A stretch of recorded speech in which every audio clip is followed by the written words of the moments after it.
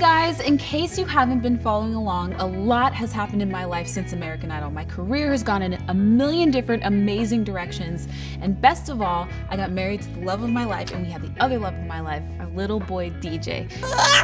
So today I'm taking a break from baking to tell you all about it.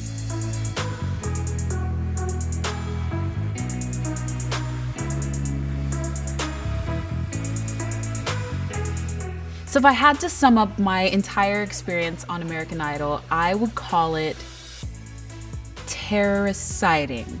So it was terrifying and exciting all in one package. Slightly traumatic just because it was a lot to go through at 17 years old. But overall, it was the most amazing thing, and I wouldn't be where I am without it. I know I would still be singing, but I don't know if I would have been able to do all the amazing things that I've done since then.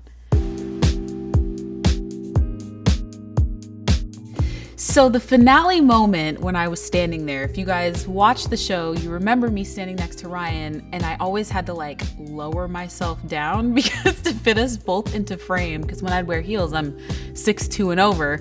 We were standing there and they said my name, and all I remember is this whoosh, just kind of silencing everything else but my heartbeat. That was all I could hear. I saw people talking, I saw people clapping, I saw all this commotion going on, but I couldn't hear any of it. And Ryan hands me the microphone, and I am just like, I can't remember a single word of the song I'm supposed to be singing right now. Like the one moment that I'm supposed to remember these words, and I can't remember them.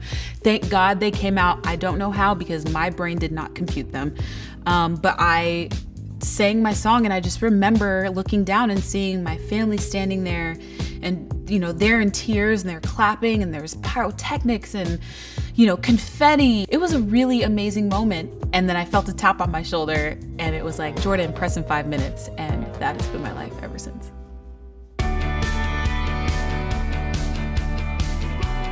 So the first thing that I had to do after I won was make my music. I got to live my dream finally. And so we had to go on a tour simultaneously while I had to record my album. And I wasn't prepared for the craziness that would ensue and the toll that it would take on my voice.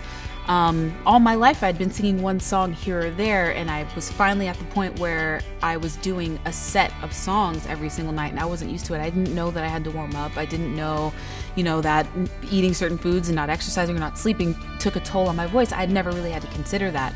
So I had to be really careful during the tour. I recorded most of my main singles that One Step at a Time, No Air, Tattoo, Permanent Monday. All of those I did during the tour. And then after that, literally there was a 2-week stretch where I recorded 25 songs in 2 weeks. And then we had to narrow it down, get it done, get it mixed, get it mastered, and get it sent to production so that we could get it distributed by November. It was the craziest time of my life, but that was the first thing I had to do, was get my music done so I could get my music to all the people who voted for me. And we did. November 20th, 2007, my first album came out.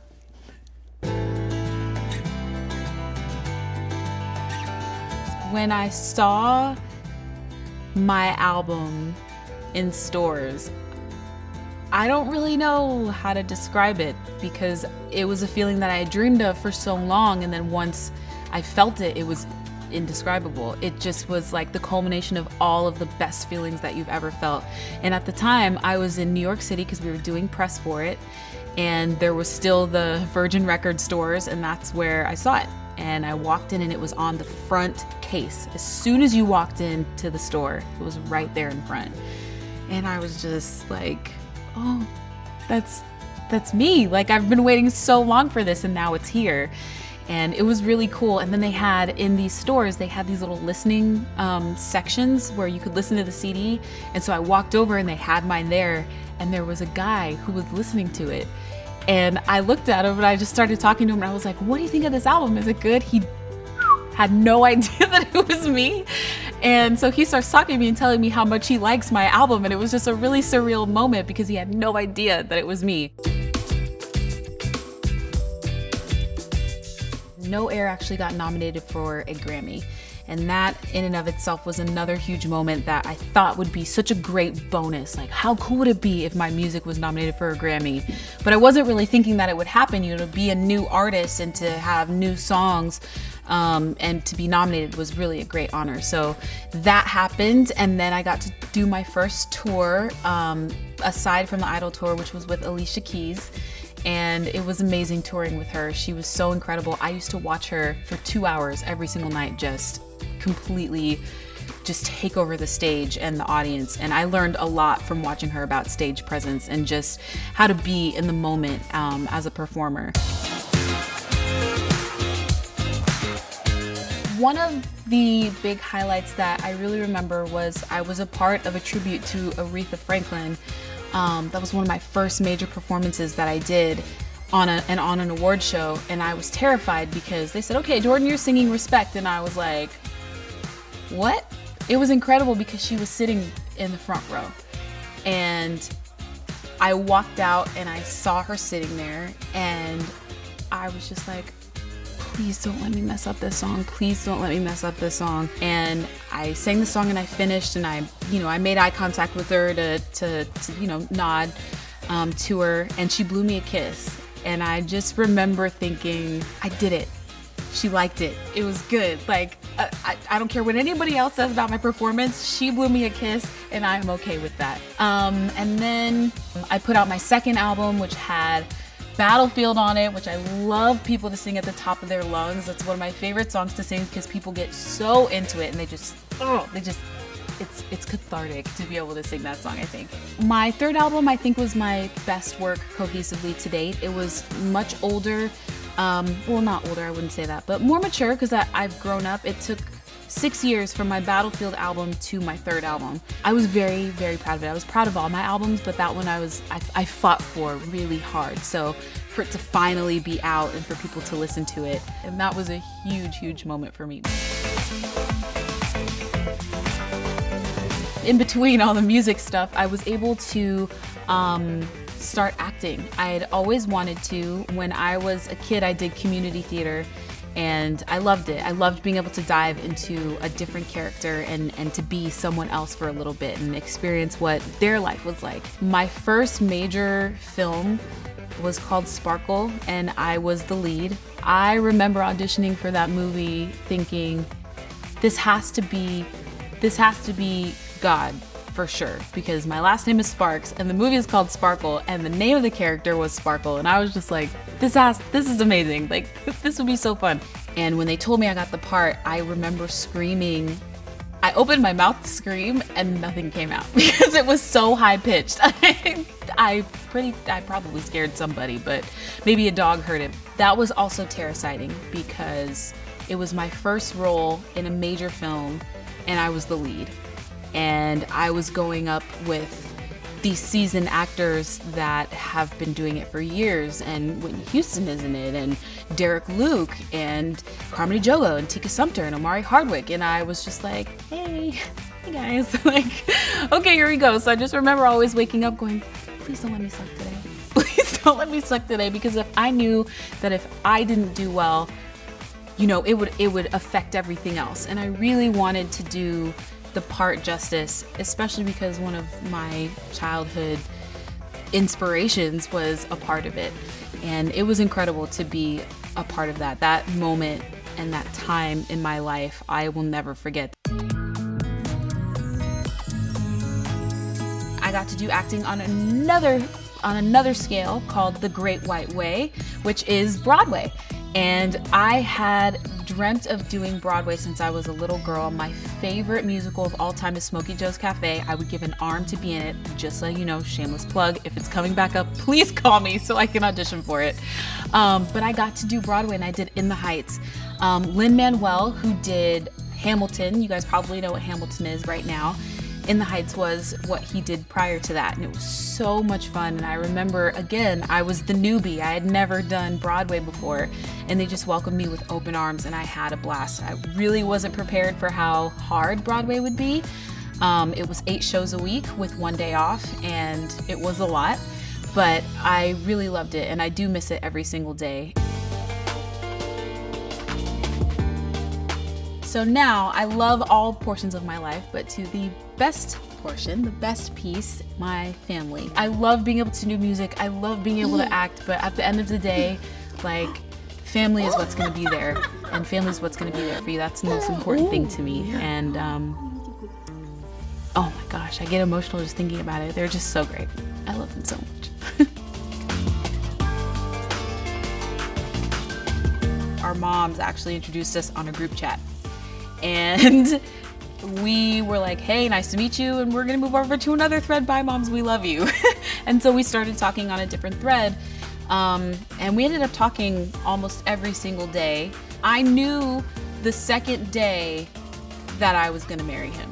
I have heard stories my whole life on people having that love at first sight, or just knowing, or having that feeling, and I know it's true. I just didn't think it would happen to me, and then when it did, I was just completely just smacked over the head by it. It was definitely a whirlwind. We got married in Maui last summer, a couple of months after we met, because we just knew, and we were like, well, why wait? But since we know. And so we got married, my best friend married us, and then we found out a month later that we were pregnant. So yeah, it was super crazy, but it has been the best year of my life. It's been so incredible. And I thank God every single day when I wake up. I look over and I'm like, this guy is awesome. I love spending every day with him. And then I get up, walk into the nursery, and I see what we made, and he's just the greatest, cutest little baby ever. Arms up, arms down. Oh, you gonna fight me? Oh, you're gonna eat my hand? Yep, okay. People tell you that.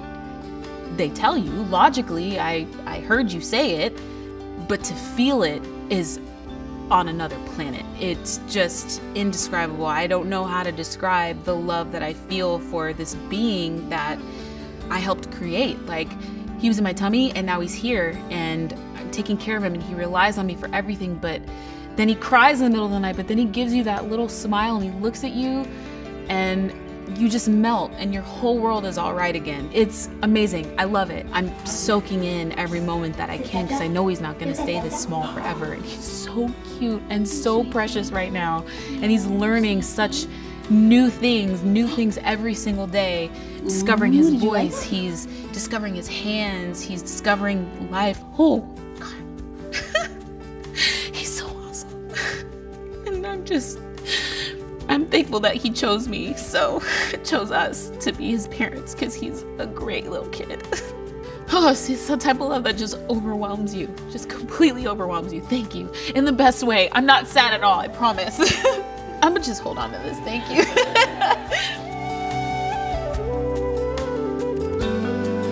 I sing to DJ all the time, no matter what we're doing. We could be in the kitchen and I'm chopping vegetables. I will make up a song about chopping vegetables to him so he knows. If I'm changing his diaper, I sing a stinky booty diaper change song to him. Out of the shower, I make up this coconut baby song because I put coconut oil all over him. I'm singing to him all the time. Lullabies when he goes to sleep, when he wakes up. I'm pretty sure my voice is super sing-songy when I talk to him. I'm like, hi, I love you so much.